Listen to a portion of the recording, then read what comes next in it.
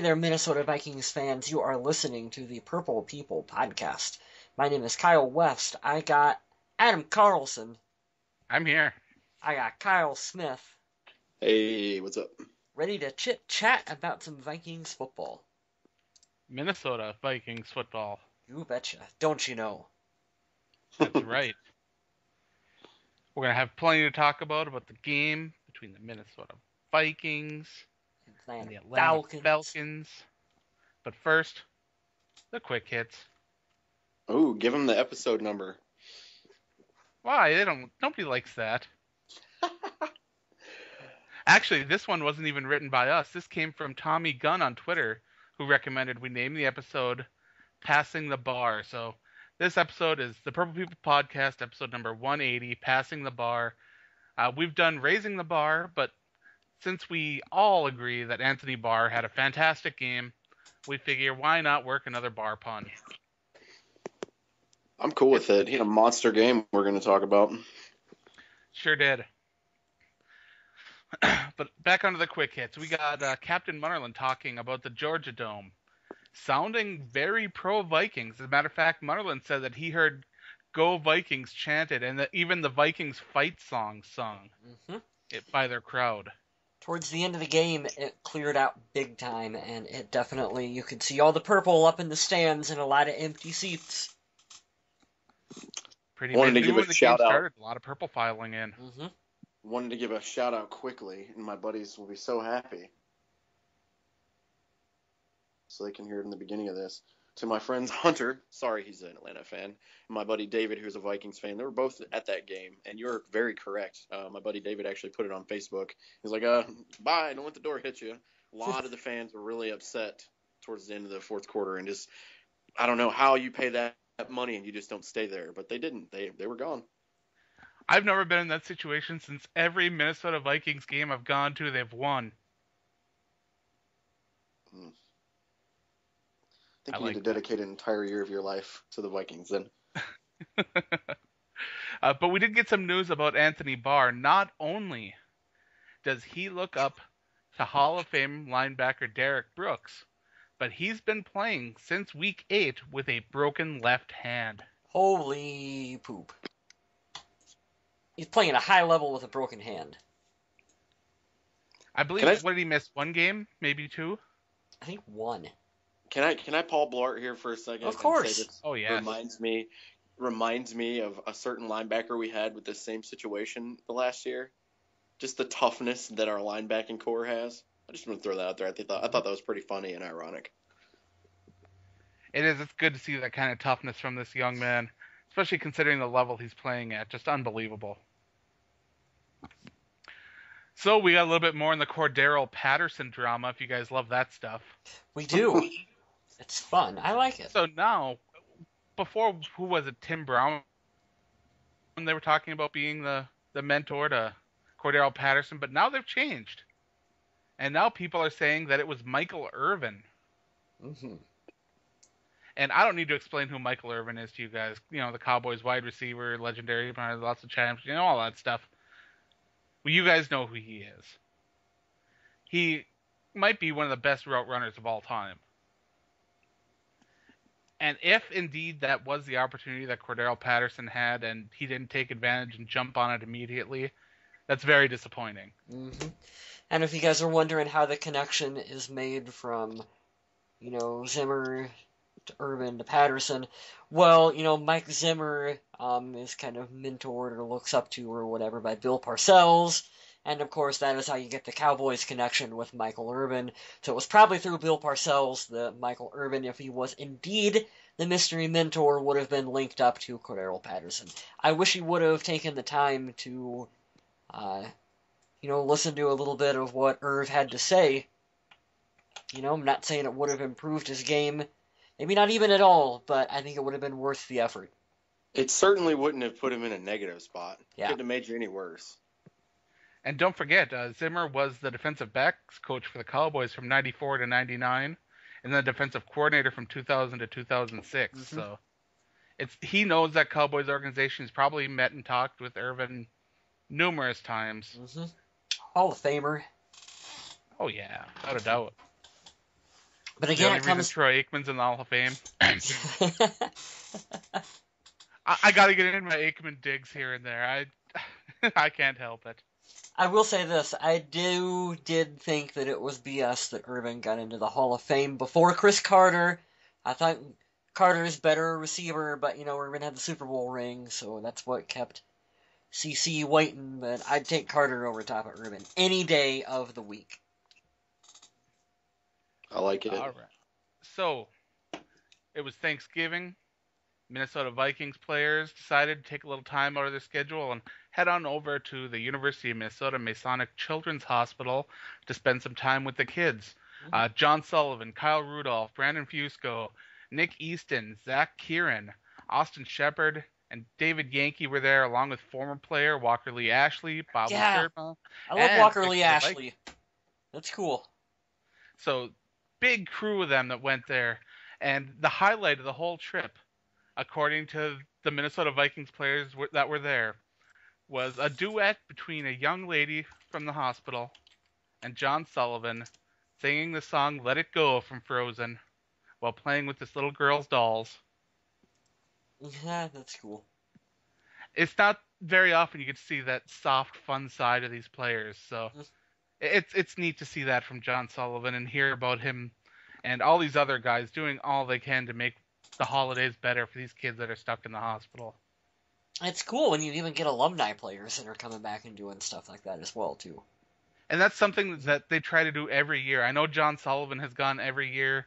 Other than that, I think it's kind of a rotating cast that goes with him. But I know that Sullivan does a lot for that hospital, and for all the Vikings players that went, just so cool. So You know what the icing on the cake to that is as well? These guys go, like you said, pretty regularly, but I think it means more to me when I read this stuff when a player is down rehabbing, because you can have all the success in the world. I think we would all agree when Sully plays, he's the best person on the line next to Load Hole. And the fact that he's out and still going out and doing this stuff, I think that speaks a lot. I don't know. I really, really like that. I think something really bad would have to happen to stop Sully from doing that. Just staying He's just involved that while kind you're of guy. injured. I know that could bring a lot of people down or get you sidetracked, but staying focused on and off the field like that, that's pretty cool, and I love that kind of person that plays on this team. Absolutely. Roger Goodell was at the Vikings-Packers game, and when he was there, he was talking about how Adrian Peterson made a really impressive transition from the time that he was out to showing remorse and coming back after his legal problems and reestablishing himself back in the NFL. He felt that it was a pretty seamless transition, and that Peterson took responsibility for his problems well and came back and was a professional. So I know a lot of people don't like Roger Goodell, and I know a lot of people still aren't fully on the Adrian Peterson bandwagon. But for what it's worth, it sounds like he's doing everything he can within the league to make things right. So it's pretty cool. I don't know what else to say about it, because we have talked so much about this Adrian Peterson deal in the past. And it's one of those things that'll probably never go away, and that we'll always be talking about to some extent every once in a while. But the fact that he's able to come back and have the kind of season he is and make a positive impact like that on the management of the NFL says a lot for the character that he has and maybe the changes that he's made in his life. So, fingers crossed there.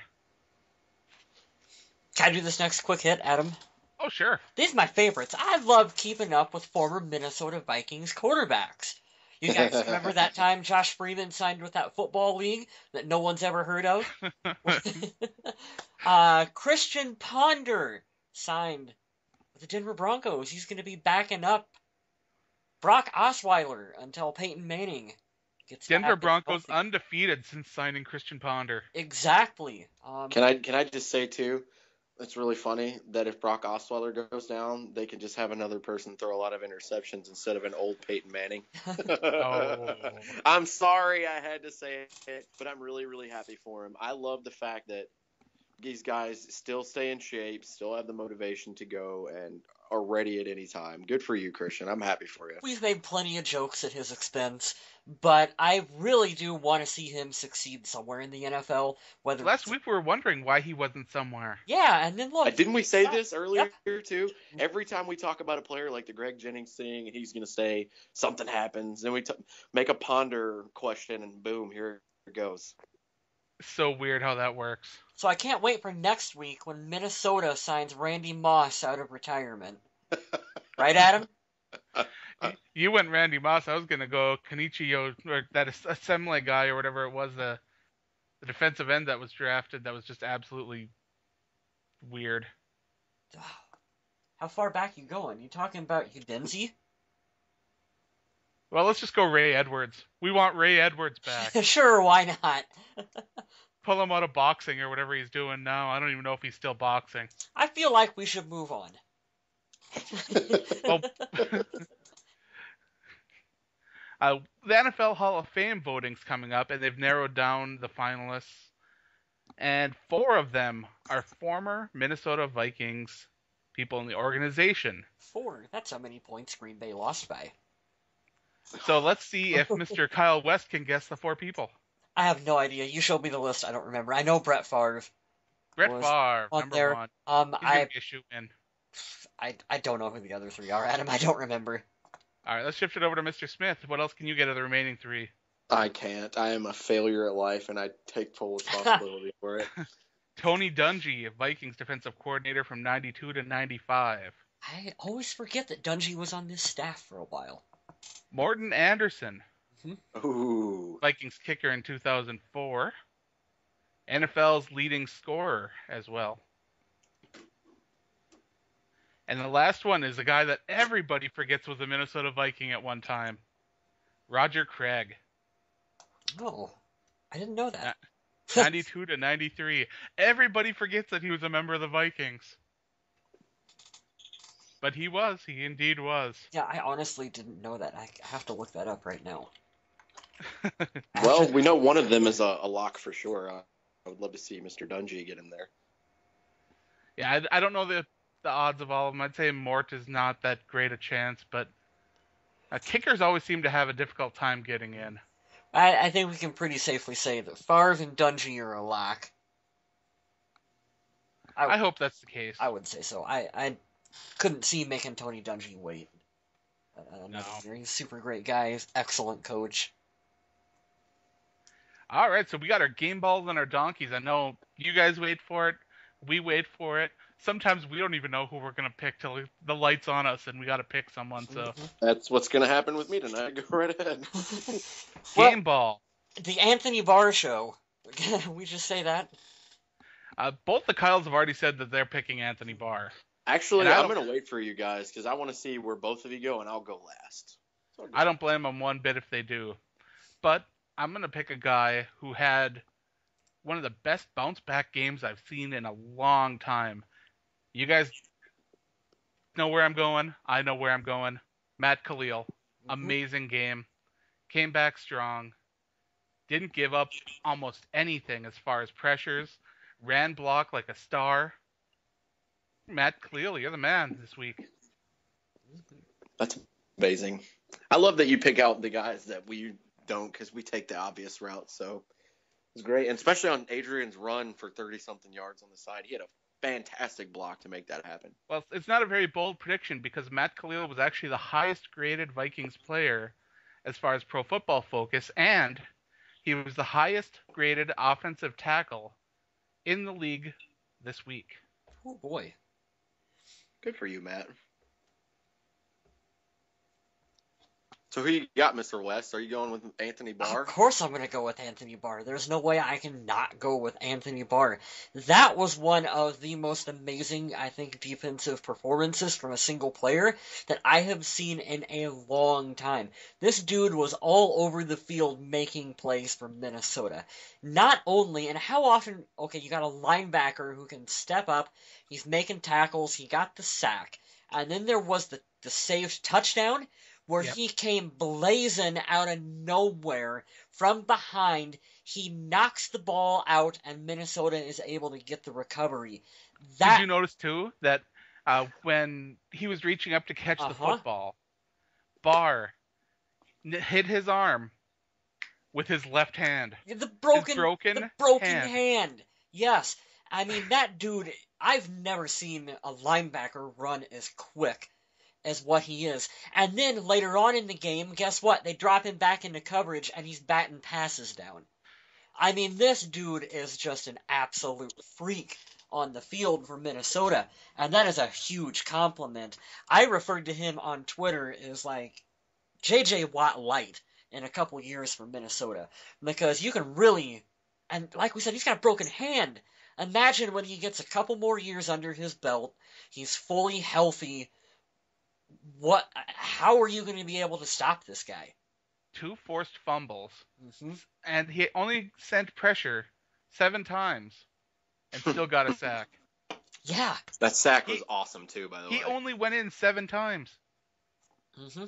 And I don't want to, take away from his performance at all, but man, the pairing between Anthony Barr and Mike Zimmer, you talk about a player and a coach just going hand in hand. I really believe that Zimmer just knows exactly how to use him and to put him on the field and to maximize his potential for Minnesota. I remember when Barr was drafted, Mm-hmm. and everybody was wondering what's going on, and Rick Who? Spielman took the podium and said, this guy, Mike Zimmer, wanted him at all costs. Mm-hmm. He was talking about even trading up to get him just in case. Mm-hmm. And you can see why this dude is one heck of an athlete. Oh, hey, my favorite word of the week, piggyback. You said I can't believe he's so fast. Let's not forget he was a running back at some point. I was just going to say, he is such a freak athlete. I just looked it up because I remember that he was on offense. It says prior to his first 2 years at UCLA, playing running back, wide receiver, and tight end. So He was blazing to catch up to Tevin Coleman. I could not believe that was a defensive player for as fast as he ran up. We could use him to back up Adrian, I feel like. Mm-hmm. Right? It's pretty amazing. I agree. Well, I have to be different, even though this is the most obvious game ball. But, hey, number 1 ranked run defense, meet Adrian Peterson, because he had a day. So there's nothing more you got to say about that. He had 2 touchdowns on the day. One was a 1-yard run. One was an awesome play in the fourth quarter, just to show you that everybody kind of doubted him since he turned 30. He's wearing down defenses when he gets the right blocks and everything. He's wearing teams down in the fourth quarter. And I want to tell you, it's not the 30-yard run. It's not the 1-yard run. It's not even the couple of catches that he had for, I think 29 yards. My favorite Adrian Peterson run of the day, if you go to NFL.com, they do the review, and I think it was Dion and whoever else was doing the review. He hits the hole so damn aggressively, straight up the gut, for a 10-yard run, and you could hear him in the background. Ooh, look how mean he ran that ball. You guys have to look it up if you get a lot of time or you're just bored and listening to us. But the man had a day. He leads the league by far in rushing yards, and we're going to talk about that in a little bit too, a little topic of conversation. But AP, you get my game ball, hands down. Thank you for not fumbling, because I want to murder you when that happens. So good on you for holding on to it this week. Well, we did select the 3 best performers according to Pro Football Focus. Rounding up the top 5 are Joe Berger, Linval Joseph. Good to see Joe Berger always up there. Mm-hmm. Hell yeah. That's a great, great thing to hear. Linval as well, too. My donkey of the week comes from a similar place than my game ball went. TJ? This guy was bad. Really bad. Allowed 7 quarterback hurries, was beaten 2 times, was ineffective in the run game, was slow off the snap. TJ Clemmings, I'm sorry, man. I know you're a rookie. I know you're being plugged in for a guy. You were supposed to have some time to get things together. And I can't forgive all that because it's just so glaringly bad. When the ball snapped and the defender is already halfway to the quarterback and Clemmings is just getting out of his stance, no. No. You know, Adam, how they, metaphorically will say there's a rookie wall that sometimes these guys hit, and it's because they've gone so long through training camp and Yep. preseason and regular season, way more than what they would play in college. I almost wonder if he's hit that rookie wall for him. Wouldn't be surprised. Mm-hmm. Well, I think that playing at the college level is so different from playing in the pros. It is. It And really I do is. feel that he'll need some time to adjust. And I do think that I've seen enough from him to believe that he can be a serviceable backup until something else happens to where they need a starting spot. And by then, he'll probably have learned enough to be able to handle it, be a little quicker off the snap, be a little better with his feet. But until then, it's just a struggle on that offensive line. That's why they've always got to have help on that right side. But the Vikings have been smart about it. They've been keeping a blocker over there to help out, whether it's tight end. Red Ellison did an excellent job in that duty. As he always does, unsung hero out there blocking for the team. You said, and I dude. feel bad taking like 5 minutes ripping on Clemmings here, so someone else please take this away. Kyle Smith, you can go next. I'll absolutely jump in. This was hard for me because I wanted to pick Teddy for the stupid pick that he had, but I think Teddy did an all right job throughout the day. He did what he was asked to do, and he took a shot. And we had this conversation during the game. For all you people that want Teddy to take shots, don't rip on him when he throws a pick. Yeah. All right? Please don't. He tried, like Adam was telling me, to explain that to me over the thing. I'll totally admit that he helped explain it to me to understand. The safety did not bite, which resulted in the end zone interception. But I digress. My donkey goes to Tom Johnson. Not really the performance we usually see from him. We usually see him pop in whenever he has to fill in and give one of our starters a break, and he usually does very well in that role, not having to play the whole game. He only had one tackle, and I believe he had a penalty as well. Wasn't really his best game. So I'm kind of fresh out of someone to pick, but somebody's got to be it. And Tom, you're my donkey for the week. Don't blame you. I thought we had overall a really good performance on both offense, defense, and special teams all around. Honestly, before this game, I was thinking, who am I going to give my donkey to? With Harrison Smith being gone, I kind of figured it's going to be Minnesota Vikings safeties are going to be my donkey for the week. Actually, you know what?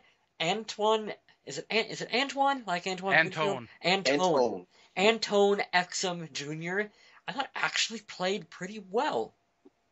Stepping in for the team. It's a pretty I think he made hit. a couple nice plays, but I think that overall the rest of the defense really helped out to pitch in and help him look good. He was looking a little silly on that run with Coleman, just taking weird angles to try to slow him down. And I know that's all he was trying to do, but when you're an NFL player and you're stuck in a one-on-one situation like that, you got to try to tackle. Mm-hmm. Agreed. So I really don't have this is my really bad performer of the week. So I'm kind of going to split my ball in half. I'm going to give half of it to Blair Walsh for the missed field goal. We know it was a long ways out, but I still want to see him connect more consistently because, like we've said before, I'm afraid this could come down to needing a game-winning field goal, and maybe he's going to miss. I don't want to see that happen. And then I'm going to give the other half of it to Mike Wallace because I don't know what function you serve. To be perfectly honest, I don't know. Penalty flags, I guess. You fill the old Jerome Simpson void of, getting us the old penalty yardage out there. Yeah, but Jerome was a lot cheaper. Yeah, precisely. A lot more entertaining, too, because at least he would pop up and jump up and signal the old first down with his arm. I still can't believe that he had no catches this game. He had one, but they took it away from him with the flag. So no catches that counted. It counts in his heart. That was a catch to Mike Wallace's heart.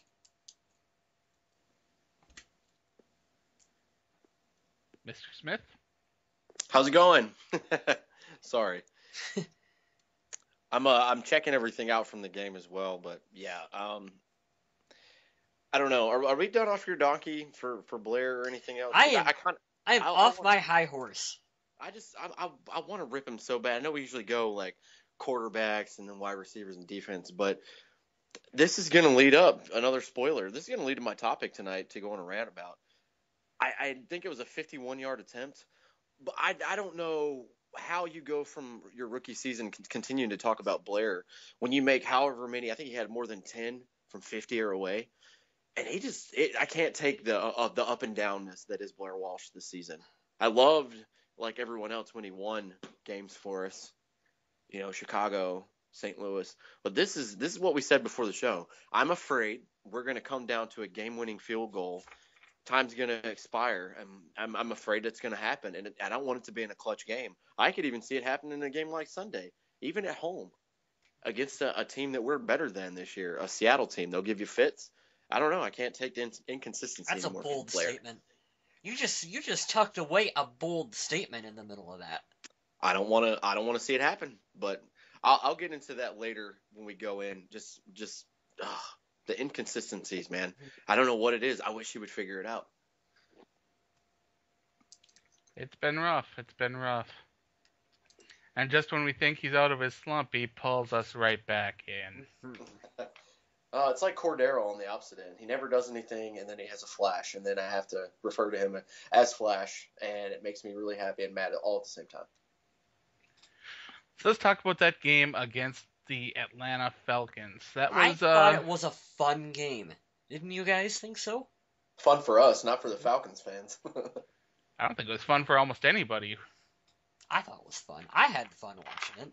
I mean, it was the kind of game that some fans like, with the game being won in the trenches and not a lot of scoring, if you don't mind that.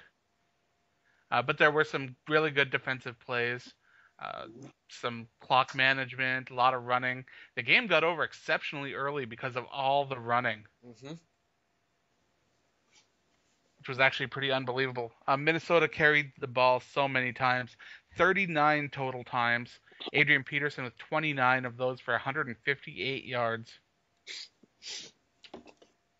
averaging 5.4 carries. It's like we almost say this every week. Well, not last week. Okay. Every week that we win, that's a theme. The theme is when we win, Adrian Peterson gets the ball fed to him, and he gets good yardage. I thought I read a stat where the Vikings are 6-0 when Adrian Peterson has more than 100 yards in the game. I mean, I would believe that. That's got to be true. I believe I read that stat. I'm not 100% sure, but it sounds right. How about Jerick McKinnon getting going on the ground for 5 attempts for 33 yards? Yeah, after Peterson dropped that pass that I believe would have been a touchdown. Yeah, that would have easily been a first down, and he probably could have taken it in for a score. Oh, yeah. We saw Jerick McKinnon come in for a drive, and he carried the ball pretty well. 5 carries, 33 yards, not too shabby. Even Matty Alziata got in on the fun, got a carry for 3 yards. When I was talking about the runs, I also included the kneels that Teddy Bridgewater took. I hate that taking a knee counts as a run, but I guess, semantics. Gotta count it somewhere. Yeah. Speaking of Teddy, 20 for 28 for 174 yards, 1 interception, QBR of 82.1. A pretty efficient game, got rid of the ball well, moved the ball when needed. But let's be honest, this was the Adrian Peterson show. It was. This was not a game where Teddy Bridgewater needed to put the team on his shoulders. Not a game where he needed to take a ton of chances. That's why we saw him only throwing the ball 28 times, but completing 20 of them. The 1 interception when he failed to look off Allen in the secondary, which could have been a very great play, but when you're up against a wily safety like that, it's tough. I'm okay with his performance from Teddy. We don't need him every single week to go out there and, like we said a million times, throw the ball around and put up some gaudy numbers. We just need him to play small ball and help be a part of this team and win it, because there will be times where Adrian's going to have the team on his back, and then there will be other times where, maybe it'll have to be Teddy that has to pick it up, and he can do either or, so I ain't going to complain. The Vikings won. Yeah, but not all wins are pretty. I mean, The Vikings have had a couple pretty ugly wins, but ugly wins are still wins. Oh, yeah. And I'm sure that the Vikings aren't going to say, well, we didn't do a very good job in this game, so we're not going to take the win for it.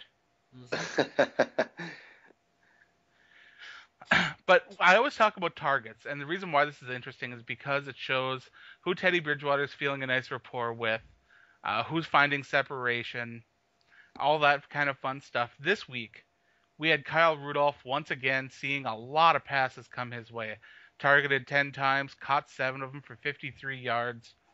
Rudolph is slowly establishing himself to be Teddy Bridgewater's go-to guy when the wide receivers are struggling to get separation. No other pass catcher had more than 4 targets in the game. And the only other wide receiver to get that many was Stephon Diggs at 4. Next highest wide receiver, and only wide receiver on the list, Jerry's right.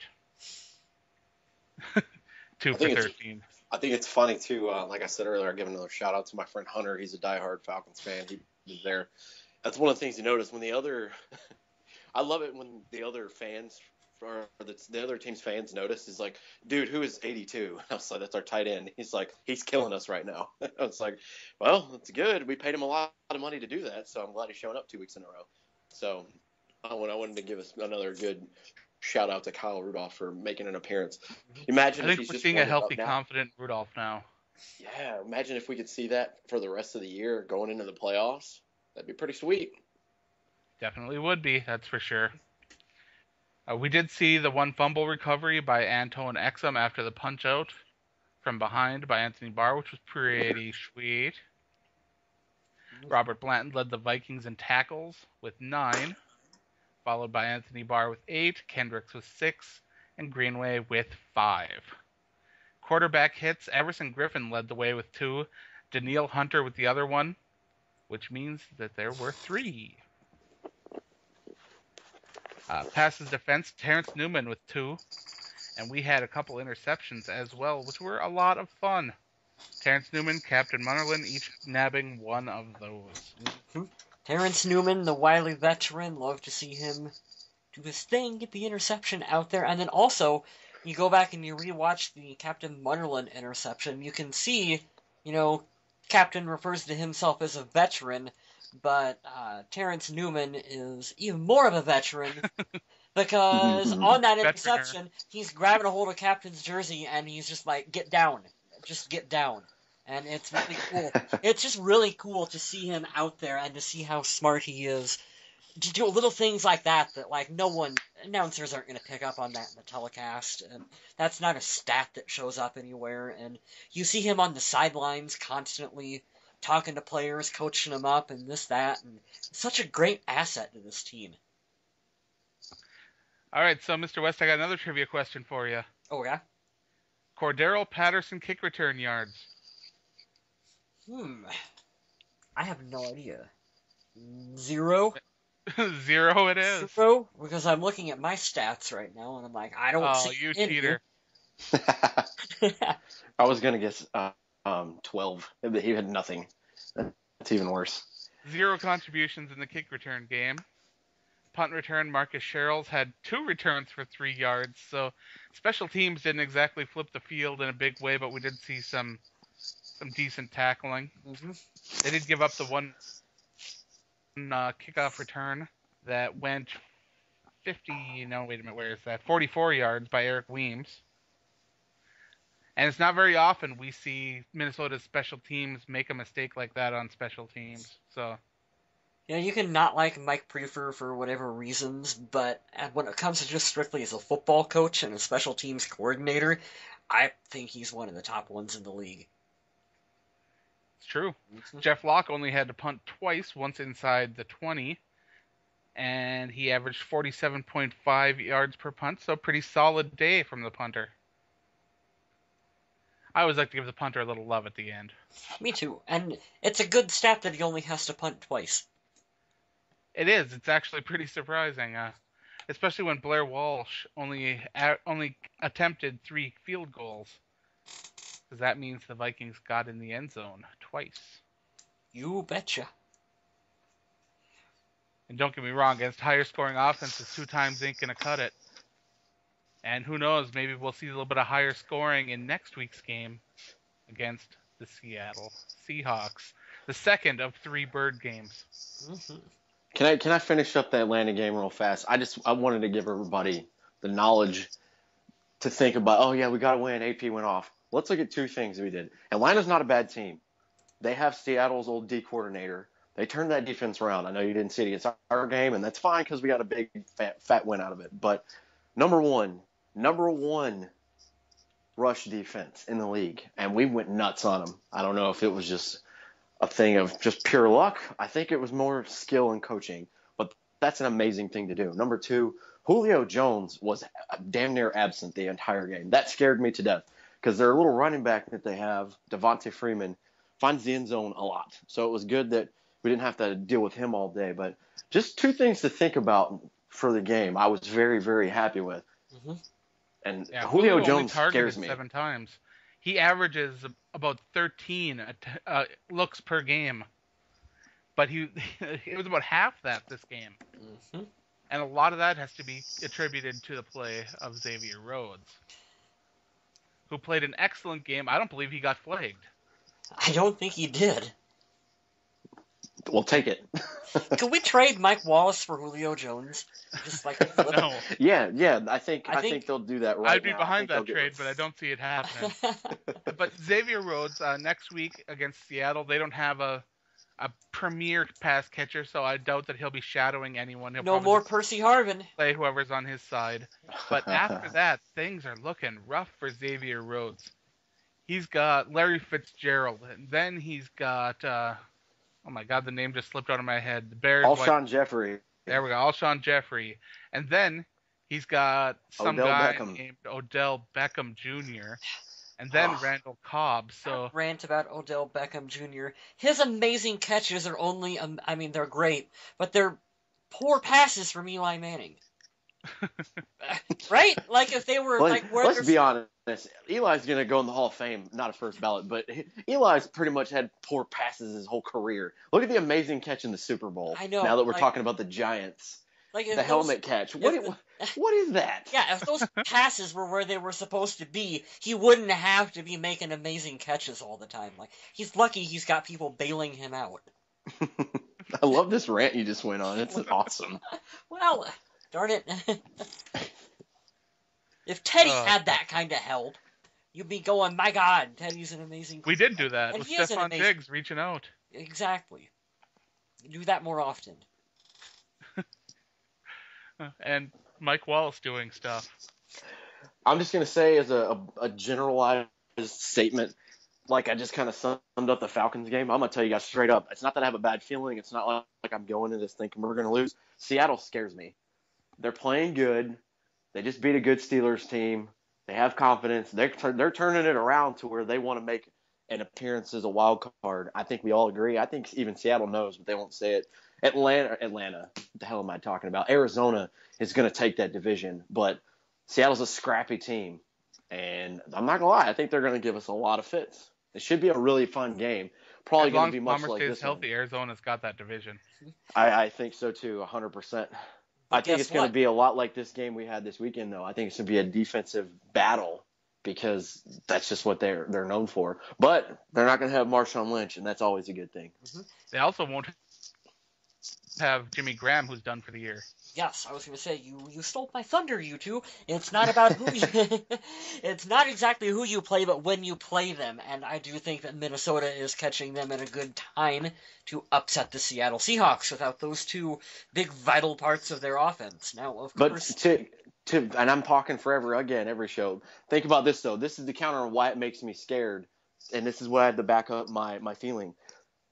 Jimmy Graham's done nothing all year, which is really surprising because he's the best tight end in the league under Rob Gronkowski. Russell Wilson still threw 5 freaking touchdowns. Yeah. Yep. That scares me. That guy's not known for chucking it everywhere and throwing a lot of touchdowns. He can make big plays, but that actually concerns me a little bit. I don't think, and especially if we have Harrison Smith back, I don't think it'll be a big deal. I think Xavier plays another game like that will be good. And Terence is playing well. And a lot of team Barr. football there. Yeah, a lot of team football there. You see what I'm doing? But, yeah, just the week that they just had, I forgot who they even played. But Pittsburgh. I think it was Pittsburgh. I thought it was St. Louis. I think they played St. Louis 2 weeks ago. But, yeah, that's the reason why I've got a bad feeling. I hope we bring it because we're honestly, we're playing a little bit better on the road this year than we are at home, I think, or about the same. So Seattle's Legion of Boom, not quite a big Legion of Boom anymore. They're still a top 10 defense against the pass. But there's a team that's a couple notches ahead of them. I mean, the Seattle's number 9. Minnesota's number 4 against the pass. Awesome. amazing. I was just going to ask you if you had that stat. Good job, Adam. Oh, I got it right in front of me. You know that stuff. But things aren't going to be easy for the Vikings on the ground. Because now the number 5 run defense in the NFL is Seattle, averaging 92.9 yards per game on the ground. It's going to be another tough test. Hmm. Then when you look, Arizona's number 4. Things not going to be easy. The Falcons fell from the number 1 rush defense all the way down to number 9 after facing Adrian Peterson. That's sick. That's an awesome stat, dude. I didn't know that, but that's great. That is sickening. That is great. You can not like Adrian off the field for reasons that are completely valid, but man, on the field, he's been getting it done. I know there's been a couple of games that he's been kind of shut out. But... At 30 years old, too. And I just want to say, he's got 1,164 yards for the year. We still have 5 games left. He has every bit of chance to reach 1,700 yards. The dude is 30, and he's still well above the number 2 guy behind him. Just want you guys to know that. It's crazy. Also, a fun stat of the day, we made the predictions earlier in the year when we were going into San Fran of the team's winning record, and we're very close to getting right to where we were. And if we win the next 3 out of the 5 games, I'm going to run around and just enjoy the heck out of myself. Mm-hmm. I'd predicted 11-5, and I still think that's what we're going to go. So be curious to see which of the next teams we beat out of the next 5 games. But I think we're still talking about Seattle. We got Seattle at home. I'll predict that we'll win at home against Seattle Seahawks. I think it'll be a good momentum shift. If we win against Seattle, which is we're very capable of doing, if we play a game just like that against the Falcons, a great defense to confuse Russell Wilson and AP just goes off, that's going to make for a damn good primetime game. And you know how I feel about those against. Yeah. But that's going to be a damn good primetime game against a very, very, very solid and very complete, much like the Panthers, Arizona team. We keep saying we need a statement game, and it seems like every time we're like, where's going to be our statement game? Those are the ones they seem to have lost. But I think if you can beat the Seattle Seahawks, yes, it's at home, yes, they're banged up, but that is kind of a pretty good statement game for this Minnesota team. Oh, the Vikings have plenty of chances for statement games coming up. This schedule is brutal. The only team on there that looks semi-easy, and there's still no walk in the park, is the Giants. No, Chicago. Chicago's playing well. Chicago's lighting it up right now. Yeah, that's true. Jay Cutler's playing really good football, which is great because I expect him to choke in the month of December, which starts tomorrow, by the way. But that's not going to be an easy game, and I thought we were going to easily sweep them. And then Week 17, obviously, is going to make me have an aneurysm, but we'll. We've got a lot of good chances, and I think if we could do 3 out of the 5 or 4 out of the 5, we're looking at the number 2 seed possibly in the NFC if Arizona helps us out a little bit. That's crazy to think about.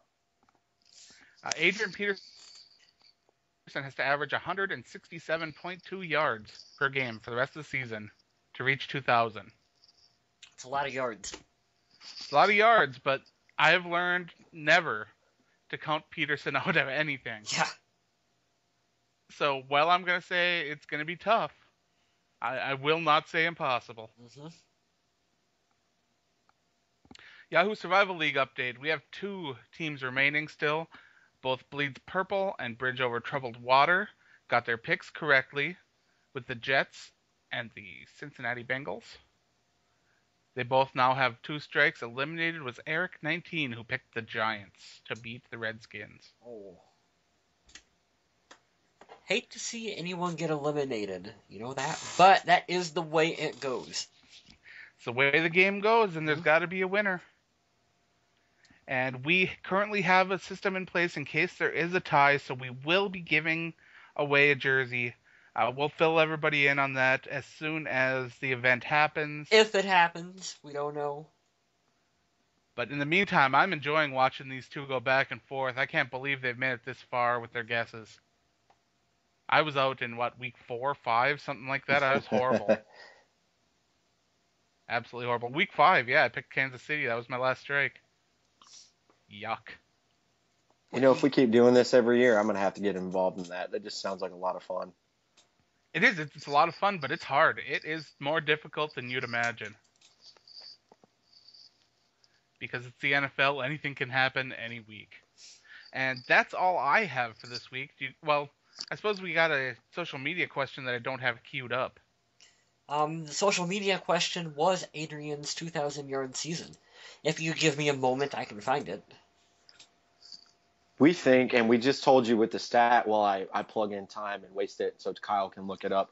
We just told you he has to average 160 some odd yards a game for the next 5 games to get to 2,000. I don't really think that's impossible for anyone except Adrian. Or I should say that the other way. I think it's impossible for anyone but Adrian. He had a cool stat over the weekend. He now has, I believe, since 2007, the most games with 150-plus rushing yards. And the next 2 people below him have those combined. So I think Adrian has 6. I think the next 2 and 3, they have 3 apiece. So he's a monster, just to let you guys know that, in case you've forgotten, on the football field. But so here are the answers that we got for the question. Tommy Gunn has a hot take. He says if Adrian Peterson breaks 2,000 yards, he will also break the single-game rushing record, which, if he breaks his own record there, that would be something. If he does that, I'll say it right now, that'll be my boldest thing of the season. If Adrian Peterson breaks his own record in one game this entire season, depending on, obviously, the other 4 games that we have in between those now, I guarantee you he's in the MVP talks. He might even win it. There's no way. Nobody's taking that from either Brady. It should be Brady. I could see Cam in the discussion. Cam. He's playing lights out. Thomas Buge says not this year. Unfortunately, we don't have the offensive line or the strength of play calling. Mike Leonard says he'll end up with 1,500 yards, trashing an O-line that's built for running because they can't pass block confuses me. Coleman Bound says he's not with this offensive line. Emmanuel Mueller says nope, he'll end up with around 1,600. Brandon Alles, regular commenter, says I would love if he did, but I don't see it happening. People saying he's ahead of pace for 2012, but I think they're forgetting that ridiculous run he went on in the last 5 games or so. I say he ends up around 1,600. Tremaine Kong, again, not this year. I'm predicting he'll end up with 1,698 yards to be exact. I like the exact prediction for that. Linda Desplank says 1,700. Corbett Johnson says, I don't think this year. Offensive line isn't the best. We play tough defenses. I don't think he'll hit 2,000, but I hope he does. And Todd Grunlin, our final commenter on the article, says yes. I like that. Yes. Yeah. No need just to a big yes. Don't need to back it up with anything. Just confidence. Yeah, I like that. Mm-hmm. Just it's gonna happen. We don't have a social media question plan for you guys, but I'm sure we'll come up with something and plug it up there. And tell us about your Thanksgiving. That can be your social media question of the week. Just tell us about your Thanksgiving, everyone. You know what? I've got one right here. I think we've done it before, and I don't know if we have. I want to say we have, but I did it this weekend, and I'm really glad. The days that I wear my Bridgewater jersey, we do terrible, so I've refused to wear it except for once this year, and that was the Packers game. Do you guys have any superstitions that you think helps? I'd like to hear that. I think we've talked about it before, but if you have a superstition that you do or a ritual of some sort before every game or during every game, what is it, and do you think it helps, and why? Because I've got a buddy that stacks hats. There you go. I'm not wearing this Bridgewater jersey. If I do it, I'll do it in preseason and see if it works then. But I'll be damned if we get to the playoffs and that thing comes near me. Yeah, the Vikings are still undefeated when I my throwback John Carlson jersey. Ooh. You better put it on. You better put it on. I just wear whatever t-shirt's clean when I'm sitting on the couch. If I'm not going out, I'm not representing. The house represents enough on its own. So much purple in here, it probably makes people sick. Nothing wrong with that. On that note, I'd like to thank everyone for listening. Head on over to our Facebook page. That's where we'll do a lot of the talking. I do the Facebook work for the Viking Age. On Twitter, you can talk to either of the Kyles. You can check out my work on the Viking Age on Undead Walking, which just had a big mid-season finale, and now it's on break till February, so now would be a good time to get caught up if you aren't. Hmm. I've been doing a little bit of writing on fansided.com. We got Kyle West Photography, which is a great place to get a nice gift for any Vikings fan or a nature fan. He's got a lot of great pictures of nature too as well. And Lots of cool stuff. Lots of different yeah, subjects. I'm always adding to it. Check it out. Do custom work if you want something done. Just let me know. absolutely. Then you got Kyle Smith who does stuff. Spay and neuter your pet, right? Take care of your dogs. That's all I'll preach until the end of time. Do not duct tape their mouths shut. Oh, that's Nope. horrible. And if you do, which you should Don't never, post it on Facebook. please post it on social media so you can go to jail like you rightfully should. Sorry to end on that note, but it was just something that we've all talked about in the group there, and it bothered every one of us. Oh, bold statement real quick, guys. I know we didn't get in depth to it. I had it earlier. I want everybody's comments, and I'll put it on the Facebook page after we get off here right now. Is it time, or should we do something in the offseason for Blair Walsh to bring in competition? Because he's had a ton of misses this year with field goals and extra points. Would love to know your guys' thoughts on that. That's all I got. All right. Once again, thanks everyone for listening. We'll be back here next week to talk about that game against the Seahawks. In the meantime, stay classy, Minnesota.